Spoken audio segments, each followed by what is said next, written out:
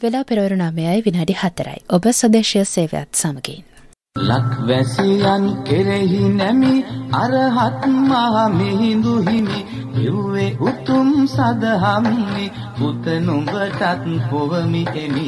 මෙත් සිසිල වැඩසටහන ඔබ වෙත ගෙන එන්නේ සමස්ත ලංකා ශාසනාරක්ෂක බල මණ්ඩලයේ මෙහෙයවීමෙන් හා පින්වර බැතිමතුන්ගේ දායකත්වයෙන්. මෙත් සිසිල ලොව දිනන බුදුදරුවන්ගේ දහම් තක්සලාන.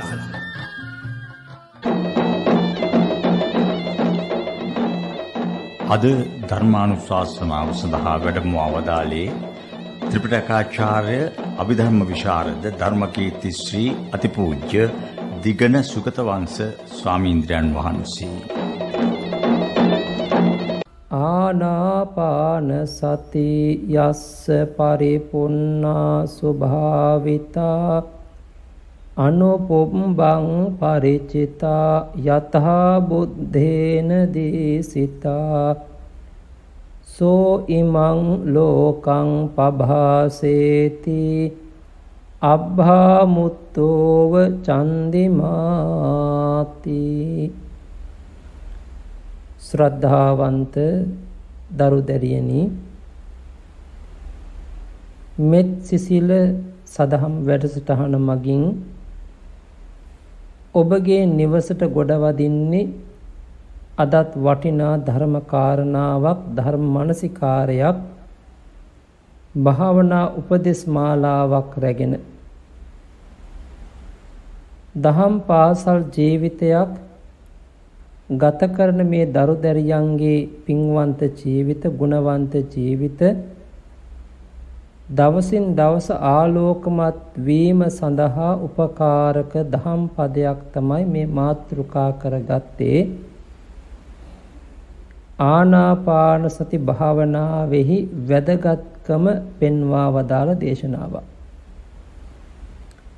ආනාපාන සති යස්ස පරිපුන්නා ස්වභාවිතා. යම් කිසි කෙනෙක්ගේ සිතක් තුළ මේ ආනාපාන සති භාවනාව සම්පූර්ණ වෙනවා නම්, ඊටා හොඳ පුහුණුවක් ලබනවා නම්, ඒ කියන්නේ යථා බුද්ධේන දේශිතා. සම්මා සම්බුදුරජාණන් වහන්සේ යම් ආකාරයකට මේ දේශනාව භාවනාව උගන්වා වදාරලා තිබෙනවා නම්, ඒ විදිහට අනුපිළිවෙලින් කෙනෙක් පුරුදු පුහුණු වෙනවා නම් සෝ ඉමං ලෝකං පභාසේති අබ්භාමුත්තෝව චන්දිමා. අර වලා ගැබින්, අඳුරු වලාවෙන් අත මිදුණු චන්ද්‍ර මණ්ඩලය යම්සේ මේ ලෝකේ ප්‍රභාවත් කරනවද, ආලෝකමත් කරනවද, ඒ වගේ තමයි තම තමන්ගේ සිතේ තියෙන මේ කෙලෙස් දූවිලි අඳුරු සියල්ල නැසල නැති වෙලා සිතෙන් උපදවා ගන්න ආලෝකය, ප්‍රභාව දීප්තිමත් බවට පත් වෙනවා කියන එක තමයි අපි මෙතනදී තෝරාගත යුතු වන්නේ. දැන් මේ ආනාපාන සති භාවනාවෙහි ඉතිහාසය ගැන අපි හොයනකොට සුදවුන් මහරජුරුවන්ගේ රාජ්‍ය සමයෙහි රාජකීය වක්මගුල් දවස අපි හැමෝට මතකයි. එදා කිඹුල්වත් නුවර දේවපුරයක් හා සමානව සැරසී තිබුණා. මුළු කෙත් යායම අලංකාරවත්ව තිබුණා. සුදවුන් මහරජුරුවන් මෙම සීසෑමේ මංගල්‍යය සඳහා සහභාගී වන්නේ තමන්ගේ පුත් කුමරා වන සිද්ධාර්ථ කුමාරන් වහන්සේ සමගයි. වෙල්යායක් අද්දර තිබුණු විශාල දඹගහක්, මේ දඹගහ යට ශ්‍රී යහනයක් සකස් කරලා කුමරුව නිදි කරවලා ඒ කිරි මව්වරුන්ට බාර දීලා තමයි රජතුමා මැති ඇමතිවරුන් පිරිවරාගෙන සීසෑමේ කටයුත්ත සඳහා යොමු වුණේ. කුමරුන්ගේ නැත්නම් කුමාරයාගේ ආරක්ෂාවට සිටි මේ කිරි අම්මාවරුන්ටත් ආසාවක් ඇති වුණා. මේ සීසෑම දකින්ට තියෙනවා නම් කොච්චර හොඳයිද. මේ කුමාරයා දැන් නිින්දින් සිටින්නේ. නිින්දෙන් අවදි වීමට මත්තෙන් කොහොම හරි මේ සීසෑම බලන්ට ඕනේ කියලා මේ කිරි අම්මාවරු පිටත් වුණා. මේ නින්දෙන් අවදි වුණු සිදුහත් කුමාරයා තමන්ගේ අවට කිසිවෙක් නොදැක ඒ තමන් නිදාගෙන සිටි ආසනයේම බද්ධ පරියංකෙන් වාඩි වෙලා භාවනාවෙහි සිත යොදාගෙන සාංසාරික පුරුද්දක් නිසාම ආනාපාන සති භාවනාව එදා ප්‍රගුණ කළා. ඒ විතරක් නෙමෙයි ගිහිගේ අත්හැරලා මහා බිනිශ්‍රමණයෙන් පසු පදන් වීර්ය වඩා බෝමුල හරහා වැඩහිඳ සම්මා සම්බුද්ධත්වය ලබන්ට යන ගමනේදීත් මූල කර්මස්ථානයේ හැටියට බෝසතාණන් වහන්සේ මේ ආනාපාන සති භාවනාව ප්‍රගුණ කළා. ඒ නිසා බෞද්ධයන් අතර ඉතාමත් ප්‍රචලිත භාවනාවක් තමයි ආනාපාන සති භාවනාව කියලා කියන්නේ. දැන් මෙතනදී වචන තුනක් එකට එකතු කරලා තමයි මේ වචන හැදිලා තිබෙන්නේ. ආන අපාන සති. එහෙමත් නැත්නම් ආන සති අපාන සති ආනාපාන සති. ආන කියලා කියන්නේ හුස්ම ඇතුළට ගැනීම. අපාන කියලා කියන්නේ හුස්ම පිට කිරීම. එතකොට දැන් හුස්ම ගැනීමයි හුස්ම හෙලීමයි කියන වචනේ තේරුම තමයි ආනාපාන. එතකොට සති කියන වචනය යොදන්නේ සිහිය. එතකොට ආන සති හුස්ම ගැනීමේ සිහිය. අපාන සති හුස්ම හෙලීමේ සිහිය. එතකොට අපි තේරුම් කරගන්න අවශ්‍යයි ඒ ආස්වාස ප්‍රස්වාස කෙරෙහි පවත්වන සිහිය සතිය තමයි ආනාපාන සති කියලා කියන්නේ. එහෙමනම් හුස්ම ගැනීම සහ පිටකිරීම කියන මේ කාර්ය කෙරෙහි අපේ සිහිය යොමු කර ගැනීම තමයි ආනාපාන සති භාවනාව කියලා කියන්නේ. එතකොට යම් කිසි කෙනෙක් මීට පෙරත් මම ආනාපාන සති භාවනාව ගැන කරුණු කාරණා කියලා දීලා තියෙනවා. අදත් අපි ඒ සම්බන්ධයෙන්ම තවත් කරුණු කාරණා ටිකක් විමසා ගැනීම බොහොම ප්‍රයෝජනවත් වෙනවා. ආනාපාන සති භාවනාව කෙනෙක් පුරුදු කරනකොට අපේ සිතේ යම් ඒ නරක සිතිවිලි තියෙනවා නම් කිසිසේත්ම මේ නරක සිතිවිලි සිතට ඇතුල් වන්නේ නැහැ. මේ නරක සිතිවිලි තමන්ගේ සිතේ තිබුණා නම් වහ ඒ සියල්ල ඉවත් වෙලා හිත පිරිසුදු කරනවා. ඒ විතරක් නෙමෙයි අපේ පැරණි ගුරු උතුමෝ කියන්නේ ඇදුම, පීනස, හෘදයාබාධ වැනි රෝග පවා සුව කර ගැනීමට මෙම ආනාපාන සති භාවනාව ඉතාමත්ම හොඳින් ඉවහල් වෙනවා කියන එක. ජීවිතයේ සෑම කාර්යයක්ම සාර්ථකව සතුටින් ඉටු කර ගැනීමට මහත් ශක්තියක් වෙනවා මේ භාවනාව. මේ භාවනාව පින්වතුනි ගතට හෝ සිතට කිසිදු වෙහෙසක් ඇති කරන්නේ නැහැ. ඊටමත් මේ සිතත් කයත් දෙක සංසුන් කරන්නට ප්‍රබෝධමත් කරන්නට උපකාර වෙනවා. ඒක නිසා හොඳින් හුස්ම ගන්නා විට තරුණ බව, නිරෝගී බව රැකෙනවා. ගත සැහැල්ලු වෙනවා, සිත සංසුන් වෙනවා, මතක ශක්තිය අවදි වෙනවා. ඒ නිසා දිනපතාම ප්‍රගුණ කළ යුතු භාවනාවක් හැටියට තමයි මේ ආනාපාන සති භාවනාව අපි පුරුදු කරන්නේ. සිතේ සංවරත්වය ඇතිවෙන්න මොහොතින් මොහොත හිත සංසිඳවා ගන්නට මේ භාවන උපකාර වෙනවා.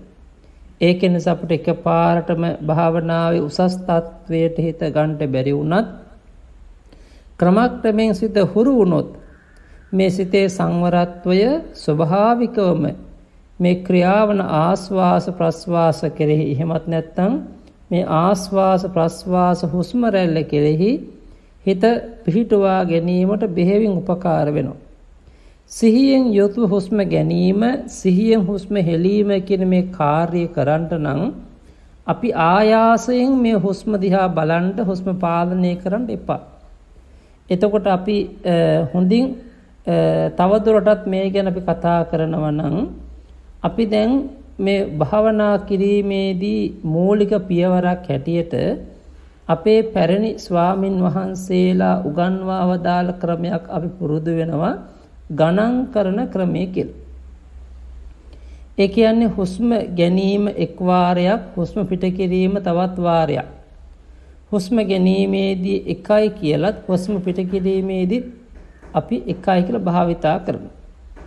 එතකොට මේ හුස්ම ගැනීම සහ පිට කිරීම එක් වාරයක් වශයෙන් අපි දකිනවා. ඒක නිසා මේ දරුදැරියන්ට මතක් කරන්නේ දැන් ශිෂ්‍යයෙක් හැටියට නම් එරමිනිය ගොතාගෙන එහෙමත් නැත්නම් බද්ධ පරියන්කෙන් වාඩි වෙන්න. ශිෂ්‍යාවක් දියණියක් හැටියට පා පසුපසට නමාගෙන අර්ධ පරියන්කෙන් වාඩි වෙන්න. ඇඟිලි හොඳින් එකතු වනසේ අත් දෙක එක් කරගෙන නළල මත තමන්ගේ දෑත් තබාගෙන තෙවරක් නමස්කාරය කියලා පළමු කොට තෙරුවන් සරණ අදිෂ්ඨාන කරගනිමින් සීල් සමාදන් වන්. එසේ සීල් සමාදන් වෙලා තමන්ට පුළුවන් මාගේ ජීවිතය බුද්ධ රත්නයට පූජා කරමි පූජා වේවා, ධර්ම රත්නයට පූජා කරමි පූජා වේවා, සංඝ රත්නයට පූජා කරමි පූජා වේවා ආදි වශයෙන් තමන්ට හිතෙන විදිහට අපි මීට පෙරත් දේශනාවලදී කියලා දුන්න විදිහට ඒ භාවනා පූර්ව කෘත්‍යයක් හැටියට තමන් සත්‍යක්‍රියාව කරලා හොඳට දැස් පියාගෙන හොඳින් තමන් වාඩි වෙලා ඉන ඉරියව්ව දිහා බලාගෙන කයේ සැහැල්ලු භාව ඇති කරගන්න. ඇති කරගෙන ඒ ඉහළට පහළට එන හුස්ම රැල්ල අරමුණු කරගන්න නම් ඒ හුස්ම ඉහළට ගැනීම හෙලීම එක් වාරයක් ලෙස මතක තබාගෙන අර ගණන් කරන පිළිවෙල අනුගමනය කරන්න. හුස්ම ගැනීම 1 1 1යි. හුස්ම හෙලීම 2 2 2යි. ඉතින් ඔය විදිහට හුස්ම ගැනීම 1 1 1යි. හුස්ම හෙලීම 2 2 2යි කියලා සමහරක් අය ගණන් කරනවා. නමුත් ඊට වඩා පහසුයි පළමු හුස්ම වාරය 1යි කියලා. ඒ කියන්නේ හුස්ම ගැනීමත් 1යි, හුස්ම හෙලීමත් 1යි. දෙවන හුස්ම වාරයත් ගැනීම 2යි, හෙලීමත් 2යි. තුන්වන හුස්ම වාරයේදී ගැනීම 3යි, හෙලීම 3යි. ඔය විදිහට අපට පුළුවන් 1 සිට 5 දක්වා හරි, 6 දක්වා හරි, 7 දක්වා හරි, උපරිම 8ක් දක්වා පියවරෙන් පියවරට මේ ගණන් කරන ක්‍රමය පුරුදු වෙන්න. එතකොට හුස්ම ගැනීම 1යි, හෙලීම 1යි. ගැනීම 2යි, හෙලීම 2යි. ගැනීම 3යි, හෙලීම 3යි. ගැනීම 4යි, හෙලීම 4යි. ඔය විදිහට අපිට පුළුවන් මුලින් 5 දක්වා පුරුදු වෙනවා. ඊළඟ රවුමේදී 6 දක්වා පුරුදු වෙනවා. ඊළඟ රවුමේදී 7 දක්වා පුරුදු වෙනවා. ඊළඟ රවුමේදී 8 දක්වා පුරුදු වෙනවා. නැවත නැවත මේ ක්‍රම අනුගමනය කරනකොට තමන්ගේ සිත බාහිර ලෝකයට යන්නේ නැහැ. බාහිර අරමුණුත් එක්ක මිශ්‍ර වෙන්න යන්නේ නැහැ. හැම වෙලාවෙම මේ ආස්වාස ප්‍රස්වාස අරමුණෙහිම හිත හොඳට සංසුන් වෙනවා. හිත හොඳට තැම්පත් වෙනවා. ඒ විතරක් නෙමෙයි හොඳට තමන්ට පුළුවන් මම මේ භාවනා කරන්නේ මගේ මෙලව සැනසීම පිණිස. ඒ වගේම පරලොව සැනසීම පිණිස, කෙලවර නිවන් සුව පිණිසයි කියන මේ අදිෂ්ඨානය ඇති කරගෙන තමන්ට පුළුවන් ඉතින් ඔන්න පළමු පියවර අවසන් කරන්න. නමුත් දෙවෙනි පියවර වශයෙන් අපි ගත්තහම අර පළමු පියවර නැවත නැවත කීප වරක් පුරුදු පුහුණු වෙලා ගණන් කරන ක්‍රමේ පුරුදු වෙලා අන්න පුළුවන් මේ ගණන් කරන ක්‍රමේ අමතක කරන්න. ගණන් කරන ක්‍රමේ අමතක කරලා හුස්ම ගැනීම සහ හුස්ම පිට කිරීම ගැන හොඳට සිහිය අවධානය යොමු කරන්න. දිගින් දිගට යොමු කරගෙන යනකොට සමහරක් වෙලාවට මේ හුස්ම රැල්ල ගැටෙන්නේ නාසයේ අග වෙන්න පුළුවන්. එහෙමත් නැත්නම් උඩුතොලේ මුදුනේ වෙන්න පුළුවන්. එතකොට තමන්ට හොඳට අවධානයෙන් බලනකොට මේ ආස්වාස ප්‍රාස්වාස වායුව ඒ වදින තැනක් පවා ප්‍රකට වෙනවා. දැන් බලන්න සරියුත් මහරහතන් වහන්සේ දේශනා කොට වදාරනවා නිමිත්තං අස්සාස පස්සාසා අනාරම්මනා ඒක චිත්තස්ස පජානතෝ තයෝ ධම්මේ භාවනා උපලබ්බති. නිමිත්තං කියලා කියන්නේ හුස්ම රැල්ල වදින තැන, ගැටෙන තැන, ගෑවෙන තැන. අස්වාසාගෙන ආස්වාස හුස්ම. පස්වාසාගෙන ප්‍රස්වාස හුස්ම. අන්න බලන්න. ආස්වාස හුස්මයි ප්‍රස්වාස හුස්මයි හුස්ම රැල්ල ගැටෙන තැනයි. මේ අරමුණු තුනක් වශයෙන් හරියට කෙනෙක් තේරුම් ගන්නවා නම් භාවනාවේදී. ඒතර භාවනා මානසිකාරේ ඉන්නකොට මේක හරියට වැටහෙනවා නම් ප්‍රගුණ වෙනවා නම් අන්නේ වෙලාවේදී තමයි එවැනි කෙනෙකුට තමයි මේ භාවනාව සාර්ථක වන්නේ. අන්න ඒ නිසා තමයි කියන්නේ තමන් නාසිකාග්‍රේ හිත පිහිටුවාගෙන ස්වභාවික ආස්වාස ප්‍රස්වාස අරමුණු කරනකොට ඒ හුස්ම රැල්ලේ හුස්ම නාසිකාග ගැටීමක් උඩුතොලේ මුදුනේ ගැටීමක් වැනි දෙයක් ප්‍රකට වෙනකොට තමන්ට හොඳට මේ ආස්වාස් ප්‍රස්වාස දැනෙනවා.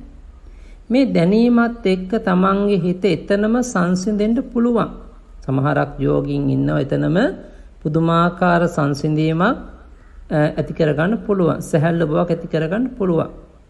නමුත් සමහරක් වෙලාවට නැවත නැවත අවධානය වැඩි කරමින් මේ හුස්ම දිහා හිත බලාගෙන ඉන්නකොට පවත්වාගෙන ඉන්නකොට දිග හුස්මක් සහ ඒකෙන් දිග හුස්මක් ඇතුල් වෙන බව Tamanට වැටහෙනවා නම් අන්න දීර්ඝව හුස්ම රැල්ලක් ඇතුල් වෙනවා කියන අවබෝධය ඇති කරගන්න. ඊළඟ දීර්ඝ හුස්ම රැල්ලක් පිට වෙනවා කියන අවස්ථාව Tamanට දැනෙනකොට අන්න දීර්ඝ හුස්ම රැල්ලක් පිට වෙනවා කියලා Taman තේරුම් ගන්න දැනගන්න. සමහරක් යෝගීන්ට ඒ දීර්ඝ ආස්වාස ප්‍රස්වාස කෙරෙහි හිත හොඳට සංසුන් වෙලා පවතිනකොට හිත තැම්පත් වෙනවා. එතනම හිත සමාධිගත වෙනවා. වෙනත් අරමුණු කරා ගමන් කරන්නේ නැහැ. එතෙන්දිම තමන්ගේ සිතේ ඒ සමාධි ඒකාග්‍රතාවය ඉතා හොඳින් බලවත් වෙනවා. ඒ නිසා සමහරක් යෝගීන්ට ඔය දීර්ඝ හුස්ම රැල්ල ප්‍රකට වෙනහම ටික වෙලාවකින් හෝ පරියන්ක කීපයකට පස්සේ හරි නැවත ඒ ආස්වාස ප්‍රස්වාස කෙරෙහි අවධානය යොමු කරගෙන ඉන්නකොට කෙටි ආස්වාස දැනෙනවා, කෙටි ප්‍රස්වාස දැනෙනවා. එතකොට හුස්ම රැල්ල ඇතුල් වීම කෙටි වශයෙන්, පිටවීම කෙටි වශයෙන් Tamanට දැනෙනවා. Tamanට ප්‍රකට වෙනවා.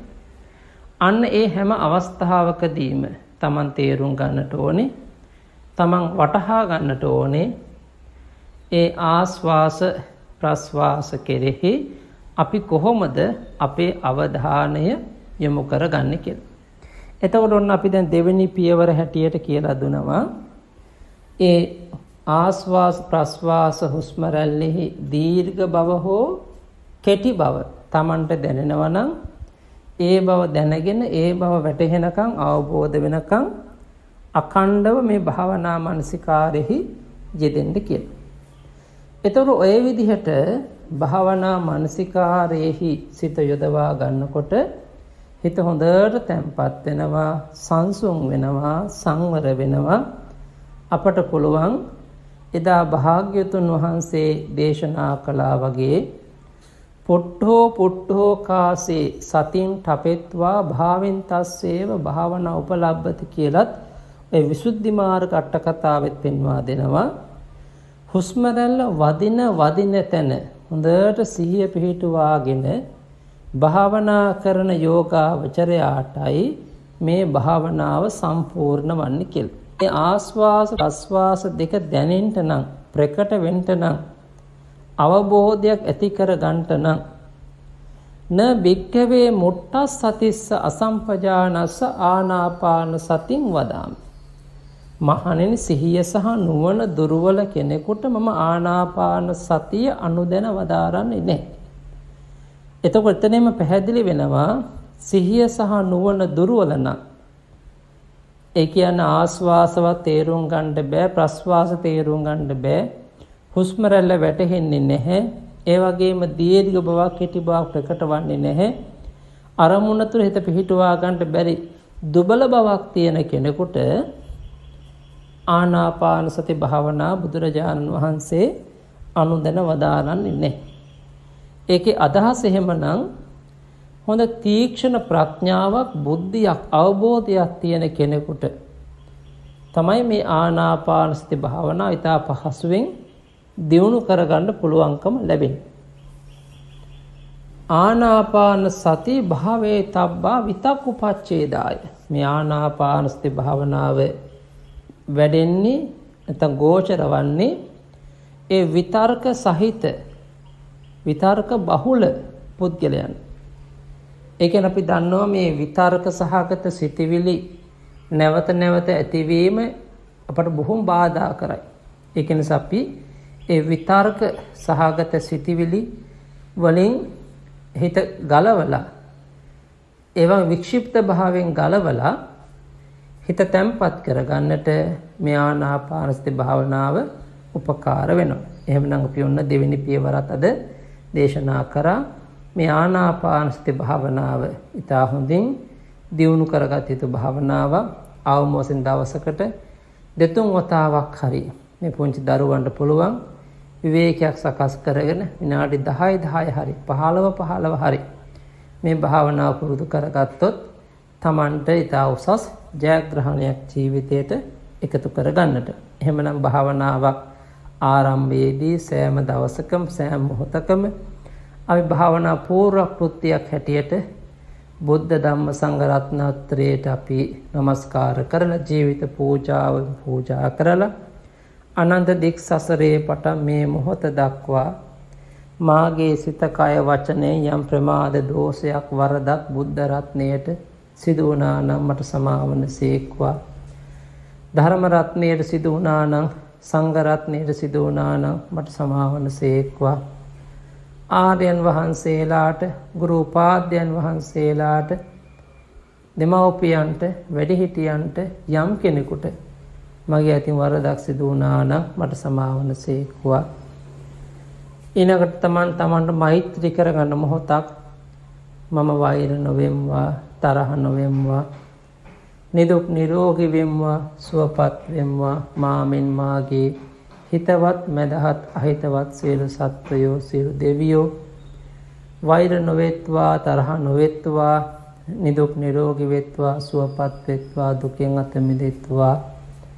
තමන්ගේ මේ ශරීරයේ ස්වභාවය දකින්න පිළිකුල දකින්න මේ ශරීරය කොච්චර ලස්සනයි සුවඳයි හැඩයි කිව්වත් මොහොතින් මොහොත දුගද වහනේ වන ශරීරයක් පිළිකුල් ශරීරයක් අප්‍රසන්න ශරීරයක් කියන අවබෝධය කරගෙන තමන්ගේ ජීවිතයේ දැන් කොයි වෙලාවෙ කොයි මොහොතේ විනාශ වෙයිද දන්නේ නැහැ. වයස් ભેදයක් නැහැ මරණයට, ජාති ભેදයක් නැහැ මරණයට, කුල ભેදයක් නැහැ මරණයට, වෙනත් පන්ති ભેදයක් නැහැ මරණයට. උපන්නා අපි හැම කෙනෙක්ම මරණයට පත් වෙනවා කියන මේ අවබෝධය ඇති කරගෙන තමන්ට පුළුවන් ඒ මරණානුස්සතිය උගන්නන පාඩයක් හරි මෙනෙහි කරලා ඒ භාවනා පූර්ව කෘත්‍ය සම්පූර්ණ කරගෙන තමන් හොඳට භාවනාවට වාඩි වෙලා තැම්පත් වෙලා මේ ආනාපාන සති භාවනාව ප්‍රධාන කරගෙන ඒ තමන් වඩන භාවනා ක්‍රම පුරුදු කරගන්න. සැබවින්ම මේ භාවනාමය සතිය භාවනාමය ගුණය අපි සෑම දිනාට ජීවිතේ ආලෝකයක්, ජීවිතේ සනසිල්ලක්, සතර පුද්ගලයන් ඈත්වීමක්, අප්‍රිය අමනාප හැම දෙයක් අපේ ජීවිතේ ඈත්වීමක්. මේ කොරෝනා ව්‍යසනයක් පවතින සමයක නමුත් මේ ව්‍යසනයටත් අභියෝගයක් වශයෙන් අපට පුළුවන් අපේ సంతානයේ ආධ්‍යාත්මය බලවත් කරගන්න. ඒ ආධ්‍යාත්මය බලවත් කරගත්තොත් ඒ බලවත් කරගන්න තරමට ලැබෙන සැනසීම අප්‍රමාණයි. බුද්ධ ආදී රත්නත්‍රයේ සතසෝ විසි මහා ගුණ බලයෙන්, ආර්ය දිව්‍ය රාජ බ්‍රහ්ම රාජ ගුණ බලයෙන්, ජයශ්‍රී විජයශ්‍රී බෝසත්තුන් වහන්සේගේ ආශිර්වාදයෙන්, ස්වර්ණමාලි මහා චෛත්‍යරාජන් වහන්සේගේ ආශිර්වාදයෙන්, සිල් සර්වඥ ධාතුන් වහන්සේලාගේ ආශිර්වාදයෙන් මෙතෙක් වේලා අපි ඒ ආනාපාන සති භාවනාව කෙටියෙන් නමුත් විස්තර කර දීමින් ජනිත කරගත් ධර්ම දේශනාමය සධර්ම ශ්‍රවණමය කුසලානිසංස බලයෙන් පින්වත් සෑම දිනාට සතක් ශාන්තියක් යහපතක් වේවා.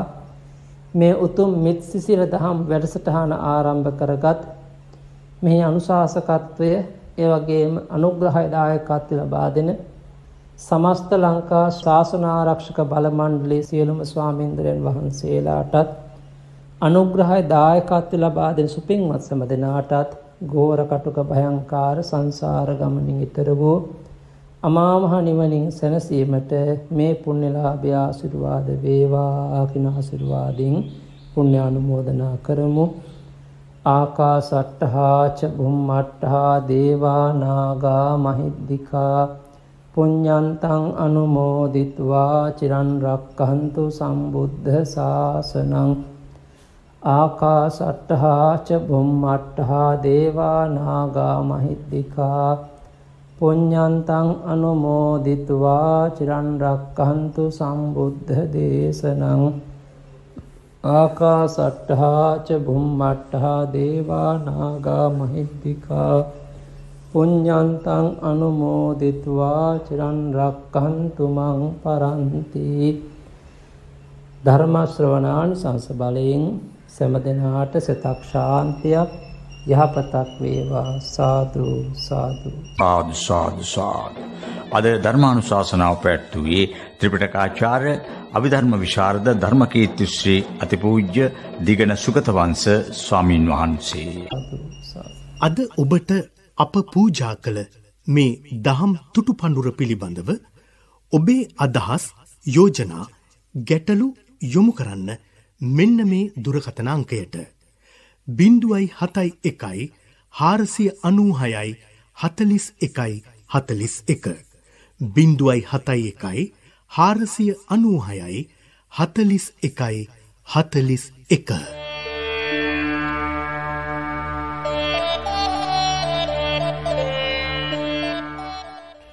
ජාතියේ අනාගතය අපේ රටේ දූ දරුවන්ගේ නැනස පෑදීම උතුම් පුණ්‍ය කර්මයකි.